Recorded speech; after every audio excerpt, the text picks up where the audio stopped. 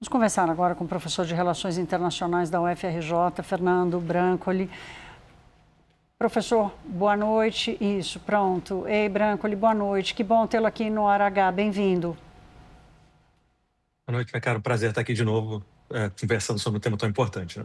Exato. Quero te ouvir sobre essa troca, né? Nós tivemos recorde de participação dos eleitores, 2/3 do parlamento nesse país que parecia ter se transformado na referência de um governo de direita ou de extrema-direita na Europa. O que acontece a partir de agora na sua avaliação?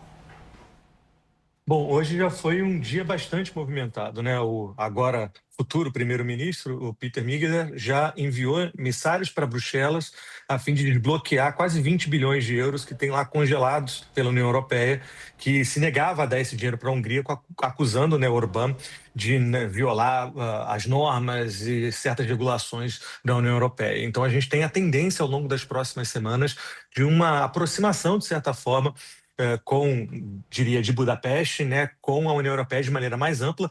Lembrando, a Hungria sempre esteve na União Europeia ao longo dos últimos anos, mas estava afastada, tinha dinheiro negado, em parte porque era vista como uma movimentação mais autocrática. E, outra, Thaís, a gente também fica discutindo, bom, mas o que a Hungria, né, está lá na Europa, significa, do ponto de vista estrutural para as relações internacionais? A gente tem que pensar que a União Europeia ela funciona também com um sistema de veto. E a União Europeia é uma organização política importante, né? Uma economia Posso gigantesca, fazer mais uma? países muito, muito relevantes. E dentro desse tipo de configuração, a Hungria, ao longo dos últimos anos, vinha se aproximando, por exemplo, da Rússia, que vinha gerando comoções e problemas ali. Então, a gente está falando de um país importante, que vai ter modificações muito estruturais ao longo das próximas semanas, com essa reaproximação com a União Europeia, mas também envolve um afastamento da Rússia, lembrando que está nesse momento, né, num conflito com a Ucrânia. Então, a gente tem que pensar a Ucrânia também como uma peça nesse tabuleiro de xadrez que vai envolver um monte de coisa dentro dessa grande configuração da União Europeia, né?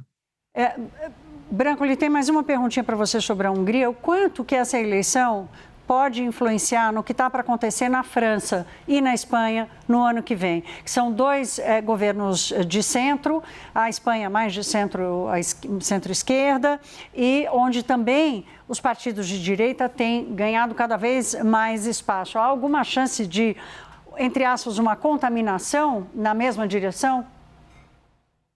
Olha, acho que o ponto essencial está nesse momento diz respeito à economia. Orbán, ele é retirado do poder menos por suas opiniões sobre migração e segurança, que de certa forma até são replicadas pelo novo candidato, talvez com um grau um pouco menor, mas porque a economia da Hungria vinha em, né, uma decadência muito potente ao longo dos últimos 10 anos. Pesou no bolso do eleitor. A gente pode pensar a França e a Espanha dentro de uma configuração parecida, talvez não com a promoção de uma oposição com ideias muito diferentes de quem está no poder agora, mas principalmente com uma promessa no que diz respeito a mudanças econômicas e algo que o valha. Principalmente na França isso pode acontecer, onde o partido de extrema-direita, né, de Marine Le Pen, de certa forma, vem indicando uma certa tendência a acomodações um pouco mais ao centro, ainda sendo muito de direita, mas também, principalmente, tratando de economia. Acho que uma sacada que a gente vai precisar analisar ao longo dos próximos meses, né, seja nas eleições desse ano ou do próximo ano, é como é que a economia vai pegar no bolso do eleitor.